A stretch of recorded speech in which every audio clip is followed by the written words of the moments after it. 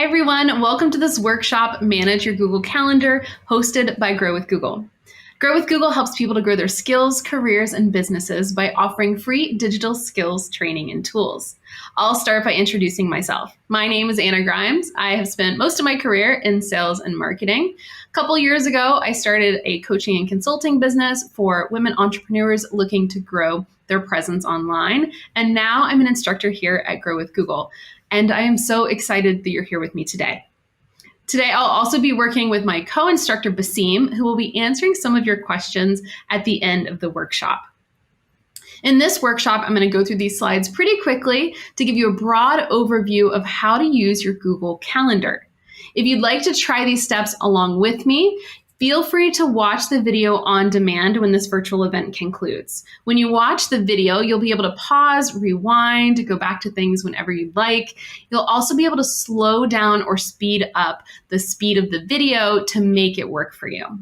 We'll also be showing visuals of how Google Calendar looks on a computer. It may look a little different if you use it on your mobile device or on a phone. Additionally, you can access the follow along guide to get a closer look at some of the slides that we're sharing today by clicking resources above the video player. We want this to be as helpful for you as possible, so make sure to post your questions directly under the virtual event. We will choose the top voted questions, so make sure to upvote your favorites. If we don't get to answer all of the posted questions, our team will answer all of your questions shortly after the virtual event concludes. If you'd like to access additional resources for today's workshop, click resources above the video player. Also, don't forget to share about your experience today by using the hashtag #GrowWithGoogle on social media. If you would like to use closed captioning within YouTube, click on the closed captioning button directly on the video player on your screen. Now let's go ahead and get started. Today, we're going to talk about how you can use Google Calendar to keep track of important events and deadlines in your life. You'll learn how to create a calendar event, add notifications and privacy settings, set up a repeating event, and create a shared calendar with other people. First of all, what exactly is Google Calendar? Google Calendar is an online calendar that can keep track of everything that you need to remember and do. It's free to users and comes as part of your free Google account. If you have a Gmail, you have a Google Calendar as well. Have you ever written down appointments in a planner? I know I have over the years. Google Calendar is ultimately a digital version of that. You can use it to schedule appointments, to create reminders for yourself and for others, even invite people to meetings. Like a paper planner, though, it will keep you organized and on schedule so you don't forget anything. Unlike a paper planner, though, a Google Calendar can be accessed from any device that has internet access.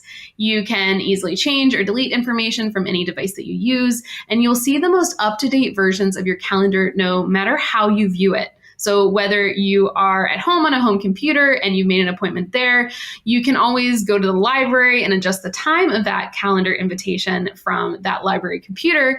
Then you can get your reminder right before the meeting on your mobile device. Everything is connected with your Google account. Google Calendar also allows you to digitally share your calendar with anyone. So if you have a spouse or you have a friend or a parent that needs to know your whereabouts or what you're working on at any given moment, you can just share your calendar so they know what you're doing at what time. Let's take a few steps to get ourselves ready to dive into Google Calendar. To begin, you'll sign into your Google account. Signing in is kind of like unlocking the door to your home. It's a process that makes sure that only you can access your Google account. Open a new tab in your browser window if you haven't already signed in to your Google account and go to google.com. If you're not signed in, you can click Sign In. Then you'll enter your username. And lastly, you'll enter your password. If you don't yet have a Google account, you can create one for free by clicking Sign In at the top right-hand corner of the screen. Then you'll click Create Account and just follow the prompts to create your account. Once you sign into Google, click on the Google Apps menu icon on the upper right side of your screen. Kind of looks like a little waffle. This menu will show you a list of Google Apps. You can scroll down to find Google Calendar, then click on it. Keep in mind that the order in which your apps show up within your apps window will depend entirely on you and what you use most frequently. So you might see Google Calendar at the top, or you might have to scroll down a little bit to find it, but it's there. Then click on Google Calendar and it'll open up. So let's take a look at your Google Calendar. This is the main section of your calendar. We have it highlighted in green on the screen, and you'll see an empty calendar. This is where you'll see the events that you've added to your calendar. There are a few different ways to view this section, but I'll go into more detail in a few minutes. To the left side of your screen, you will see a mini view of the full month. You can use this to quickly jump to a different date. Below that mini view, there's a search bar that you can use to find specific people who might be invited to events you've put on your calendar. Underneath that, you'll see My Calendars. This is a list of calendars that you have access to. When the checkbox next to any of them is checked, you'll be able to see the events in that category. Then back up at the top in the left-hand corner, you will see a Create button that allows you to create new events on your calendar. You'll be the only person who can see what you put on your calendar, unless you choose to share your calendar with other people. I'll talk a little bit more about that later.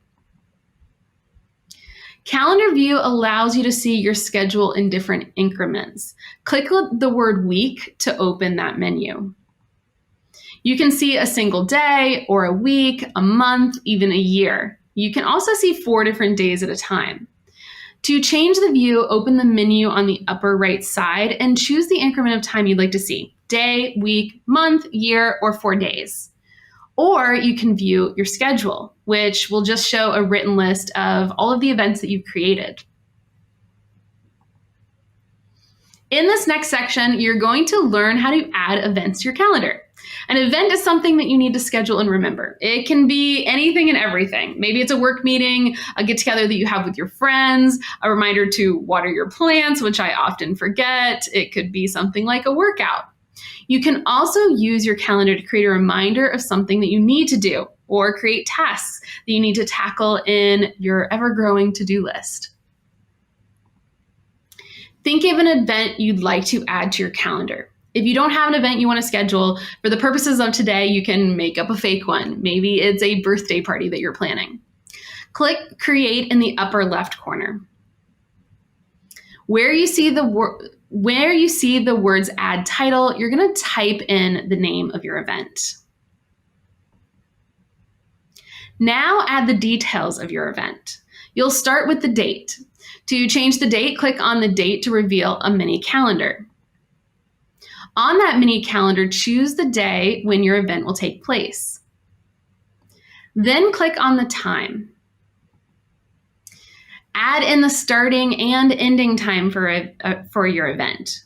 Now, if your event is all day, like a vacation where you're going to be out of the office, you can check the box next to all day.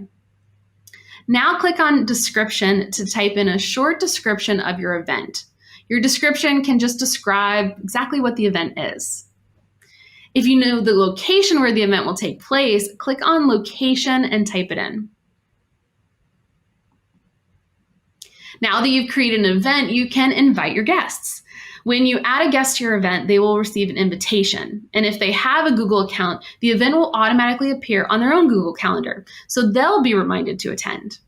To invite guests to your event, click on the words Add Guests and type in the email address of the people that you'd like to invite. After you type in each email address, press Enter or Return on the keyboard. The people you invite to your event will receive an email invitation letting them know about it, even if they don't have a Gmail account. Everyone you invite can let you know if they're planning to attend by selecting yes, no, or maybe links in the actual email. If you want your guests to be able to change the time and date of an event, click More Options. This will open the edit menu for this particular event.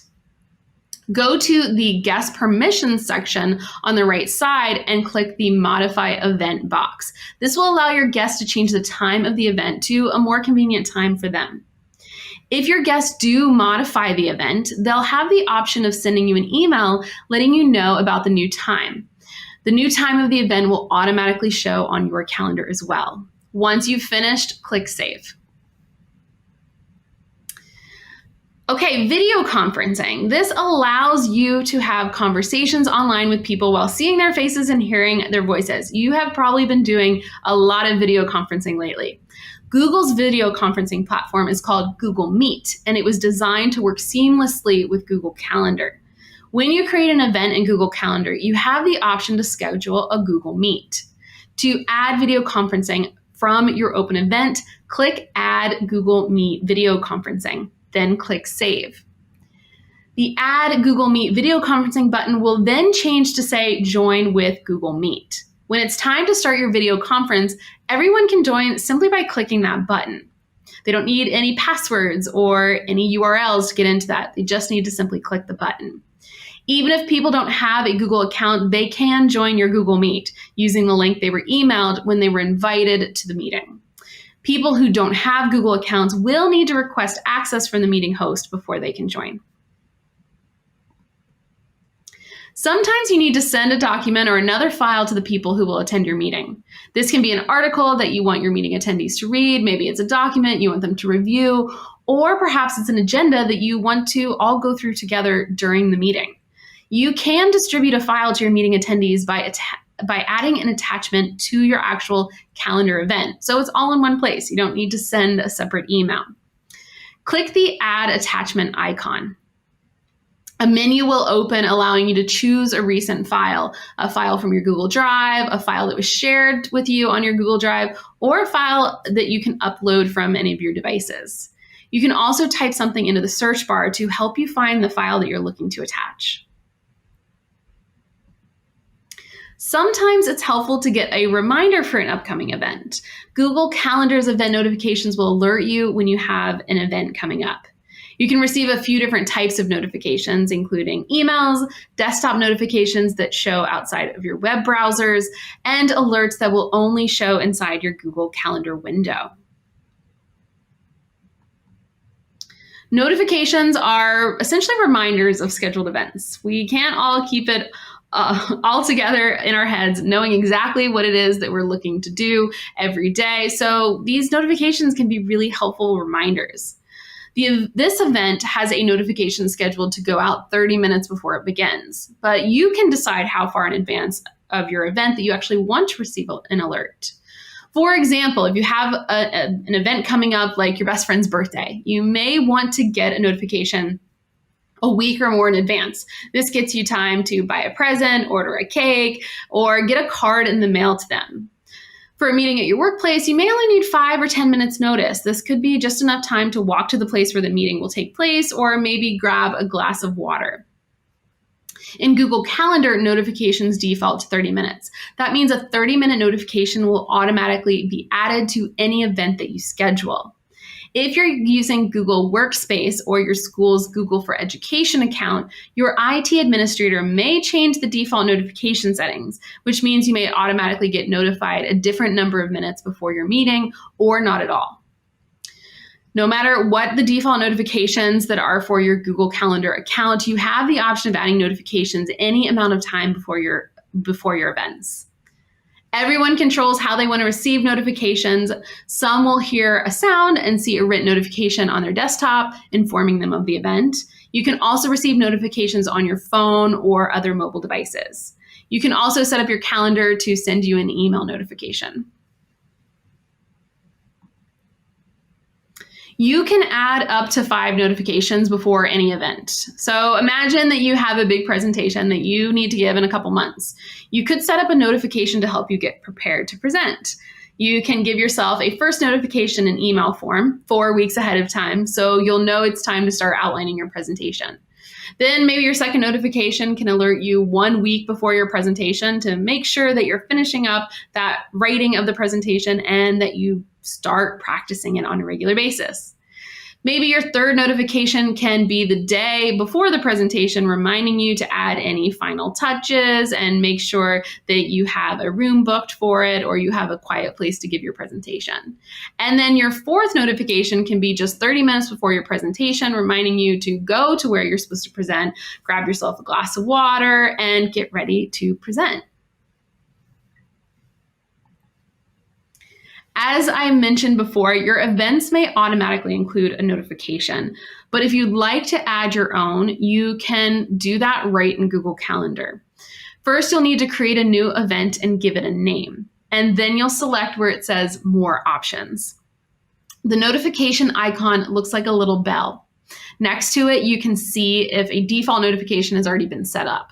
If there isn't a notification set up, you'll see the words Add Notification.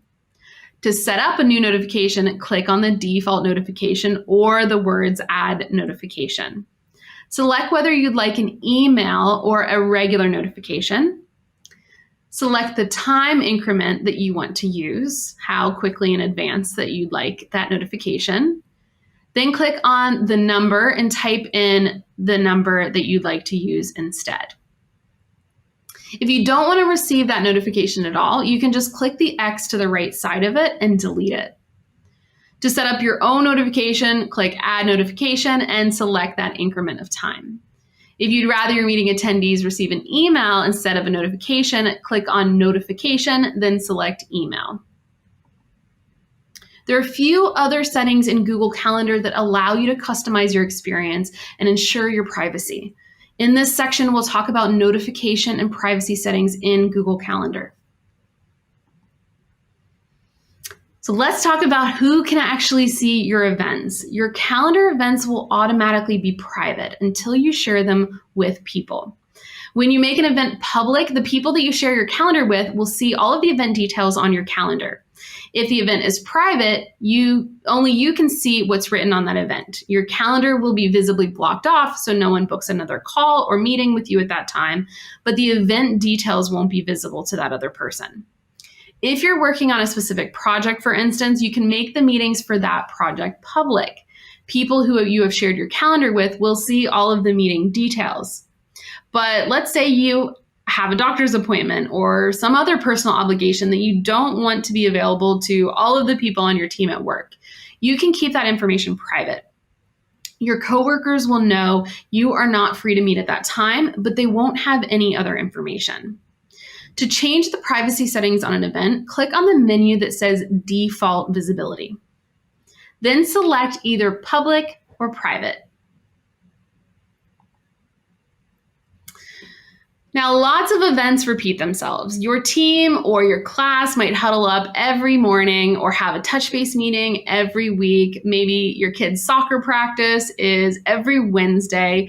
Birthdays happen every year. You might even have a specific appointment on the third Wednesday of every month, or maybe you want to give yourself just a gentle reminder to pay your rent on the first of every month. Luckily, Google Calendar makes setting up repeating events really simple. Once you've created a new calendar event, open the menu by clicking on the text that says Does Not Repeat. You'll see different suggestions for repetition, daily, weekly, etc. To set up your own cadence for repetition, you can click Custom. From here, you can choose exactly when and how often you want your meeting to repeat. You can also choose an end date when your meeting will stop repeating. For example, if you're organizing a school club and it ends at the end of the school year, you can stop that meeting on the last month of that particular school year. Now imagine you just had a meeting with a big group of people. It went so well, you decided that you want to hold that meeting every week at the same time. But you already set up that meeting and it wasn't set up as a recurring meeting. Or maybe you have one meeting and you want to have just one follow-up meeting to that meeting a week later. Let's say you didn't get through all of the agenda items for that particular meeting. Luckily, there's a quick way to duplicate a calendar event. So you can make a copy of that event, then change whatever details you want to make sure that the event shows up on everyone's calendar every week. So to duplicate an event, to do this, click on the event to open its information window. Open the More menu. It looks like 3 dots with a vertical line. Select Duplicate. A copy of the event will open. Next, make changes to update this duplicate event, like changing the title, the invited guests, and even the calendar where the event is stored. When you're done updating the event, just click Save. Google Calendar allows you to create new calendars at any time. For example, you could create a calendar just for your work events or your child's extracurricular activities, maybe even your dinner schedule. Maybe you'll want to create a workout schedule. Creating multiple calendars within your Google Calendar allows you to color code certain types of events and view them as a group. The owner of this Google Calendar that I have up on the screen, which shows a calendar with several different meetings, all in different colors, has set up individual calendars for different types of event. Each calendar is listed on the left side under My Calendars. The view for each calendar can be turned on or off by selecting or unselecting the check marks just to the left of them. One calendar, for instance, in orange, tracks family fun. Another in purple tracks her workout schedule. In green, you can see the United States holiday calendar.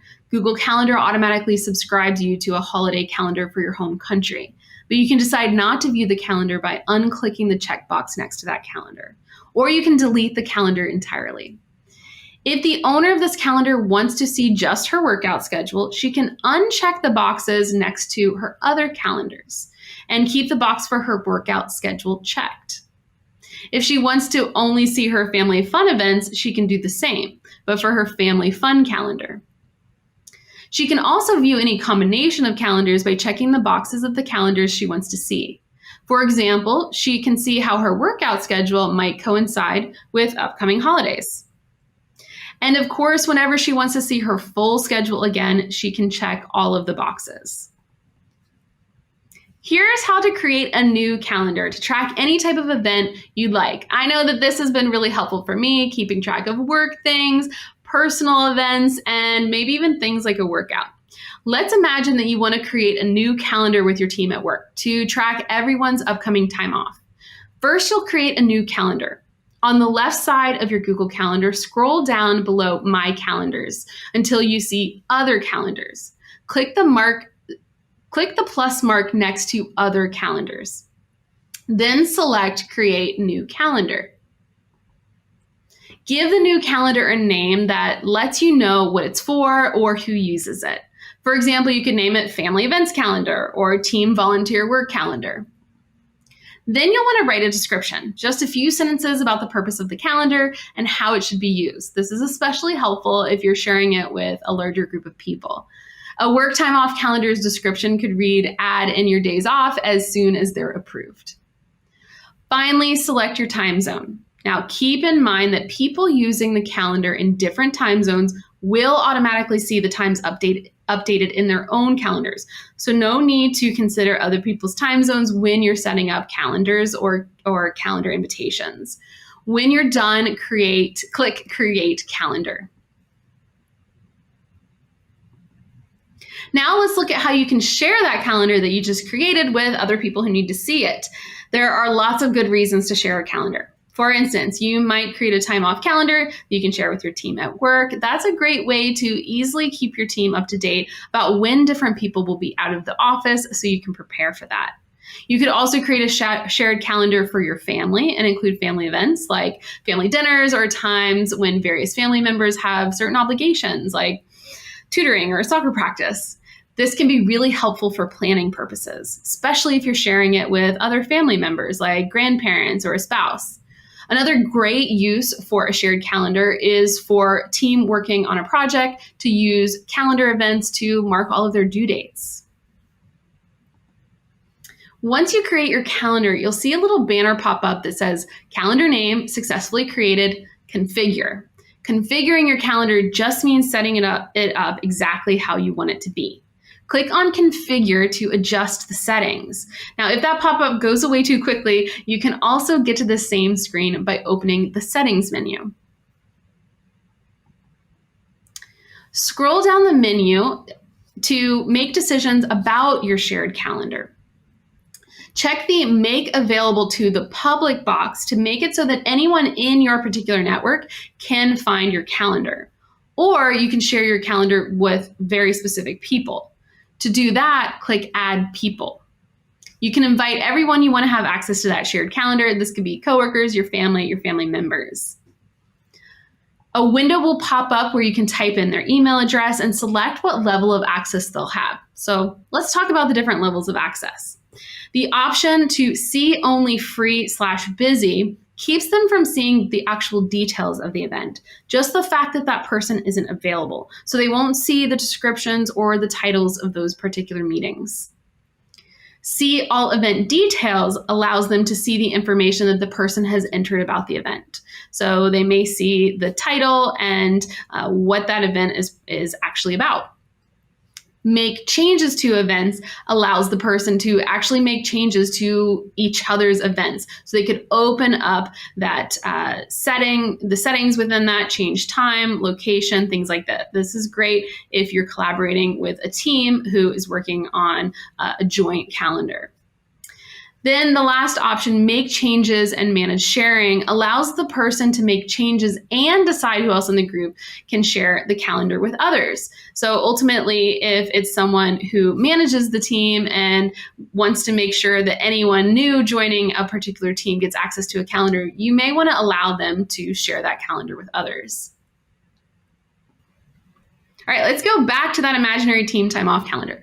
Let's imagine that one of the team members got moved to a different department, so they no longer need access to your time off calendar. They'll need to be removed. Here's how to remove someone from a shared calendar. In the calendar setting menu, scroll down to the Share with Specific People section. Click the X next to the name and the email address of the person that you want to delete. One note before we end, Google Calendar is also useful as an app on your smartphone. The app has similar features as the computer version of Calendar. So let's take a quick look. On the screen, we're showing a mini view of the full month view on a smartphone. You can use this to quickly jump to a different date. At the top is the main view of your events. Here's where you'll see the events that you've added to your calendar. Click the plus sign at the bottom of the screen to create a new event on your calendar. After tapping on the Create button, you'll be able to add an event and modify the event details. In this workshop, you learned how to use Google Calendar to keep yourself organized and on time. We created a calendar event, we modified event settings, we set notification reminders and adjusted privacy settings, we set up a repeating event, and we created a new shared calendar. To learn more about running great meetings and collaborating using free Google apps, check out the Grow with Google workshop, Collaborate, Meet, and Work Remotely. If you'd like to learn more skills that you can apply to your career, your job search, your small business, Google has training resources that you can access remotely. There are many different learning paths and options, so we'll talk about these tools and determine which ones make the most sense for you right now.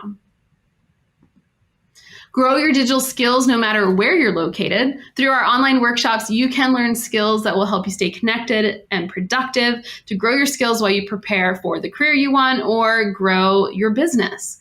Curious about the workshops that you can take virtually from home, you can visit g.co/growonair for our current virtual digital skills workshops and their descriptions. Be sure to check out our workshops that go deeper into the tools we discussed today, including Collaborate with Google Docs, Communicate with Google Meet, and Organize your Google Drive. If you want to sharpen your skills, check out Primer's lessons on everything from marketing your business to improving your resume. Primer is a free app that you can download to your phone. If you have an Android device, you can download it at Google Play.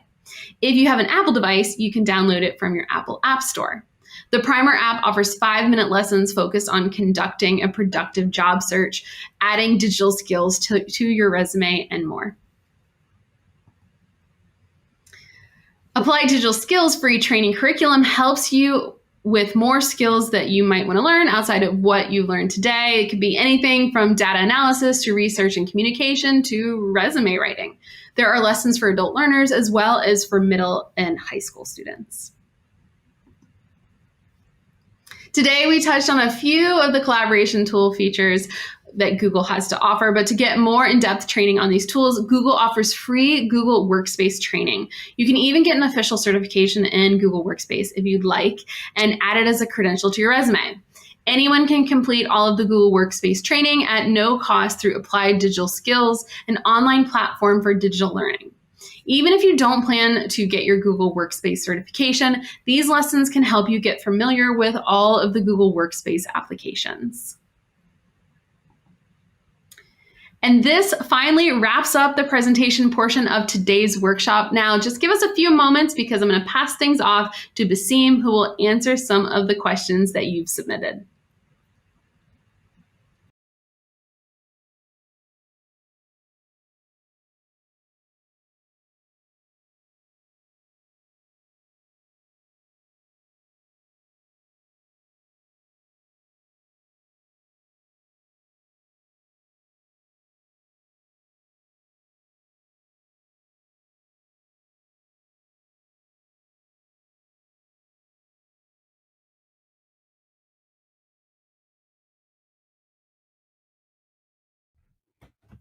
Thanks, Anna. Hey, everyone. I'm Basim, and I'm excited to be answering a few of the questions you've asked in today's session. Remember, if we don't get to all of your questions, we'll be going back and answering all the questions on the Growth Google On Air page below the virtual event shortly after it concludes. All right, so let's get to the first question here is from Kayla. And Kayla wants to know, how do my meetings show up when I mark it as private? So the duration of your meeting will be blocked off in your calendar so others know not to request a meeting with you at that time, but instead it actually will show merely as busy on your calendar. All right, next question here is from Riley. And Riley says, I tried to share my work calendar with my personal account, but it doesn't work. So yeah, I've actually had that happen as well. The issue most likely is because your system administrator doesn't allow that permission. So that's controlled by them. You could, send a request to your system administrator to be able to share your work calendar outside of your organization, but most likely they won't let you do that. Another option actually is to do it the other way, right? To actually share your personal calendar with your work calendar, and that way you have visibility to both calendars in one place. There's usually no restrictions by being able to share another calendar into your work calendar. So definitely try that. That should alleviate your issue. All right, next question here is from Dylan. Dylan wants to know, how do I add appointments to my calendar, like with the one-on-one coaching? Oh, yeah. Dylan, I'm guessing you probably obviously tried to use one-on-one coaching with us, which is awesome. But when it comes to being able to add appointment slots to your calendar, that is actually part of or is available for paid Google Workspaces, or formerly, Workspaces, or formerly known as G Suite accounts, right? So you would need to have a paid Workspace account in order to have the ability to add appointment slots. So if you're interested in being able to do that and add that to your calendar, definitely check out, I believe it's workspace.google.com for more information and the different pricing tiers that are available. All right, next question here is from Lily. And Lily says, or her question is, I saw someone with a Google Calendar on their webpage. So I'm guessing you're asking, how do you do that? And then so with that, that's actually found in the same place that Anna showed you how to share your calendar. So you go into your calendar settings and then scroll down. You're going to scroll down and you'll actually see choices, lots of different choices to, I believe it's now called Integrate Calendar, right? So it's Integrate Calendar section that will give you different choices on how you can either copy your calendar URL or even copy an embed code that you can pull into your website. So definitely check that out under the settings, and then you can show your calendar on your website, which is cool. Next question here is from Saeed, and Saeed says, at times we have Zoom meetings with link, but the calendar shows only event, and then it's difficult to find Zoom link. Where do we put the link? So that's a good question, Saeed. You can put your Zoom link directly in the section labeled location, just like you would do with your Google Meet links. Just make sure that when you're setting up your event to click more options to see that section of the event. Additionally, you can put the link in the body of the event as well if you want to do that. All right. Next and last question here is from Sienna. And Sienna says, I have an Android phone and my calendar isn't showing my events that I add on my computer. So you have an Android phone. It's possible, most likely, I actually ran into this issue myself, that you are actually using not Google's calendar, but the default calendar that came with your phone. A lot of the phone providers will actually add their own calendar and their own email and all different things as well to their phone. And so if you want to make sure you're using the actual Google Calendar, go into the Android Play Store and then do a search for Google Calendar. And if you have the ability to install that app, most likely you don't have it. And also, it's a blue icon, right? So you look for that blue icon for the calendar on your phone, and that's the Google Calendar icon. The same thing also applies to you Apple users out there. You also do have the ability to download and use Google Calendar on your iOS devices as well. So definitely check that out if you're interested. It works seamlessly as well. All right, so that wraps up our Q&A for today. Thank you all for joining us today on Manage Your Google Calendar. Hopefully everyone learned something new. You can find all of our follow-up resources on the same page you're watching in the Resources tab above the video player. You can also access a recording of today's session by clicking on demand on g.co/growonair. We'll also be sending you all a follow-up email, please, with a survey to fill out regarding your experiences in our virtual events today. It's really important that you do fill it out and get us that feedback so we can quickly improve all of our sessions and contents that we offer in the future. All right, so thanks again for joining us with Grow with Google today. Don't forget, you can sign up for our upcoming workshops with Grow with Google on Air. We will see you next time.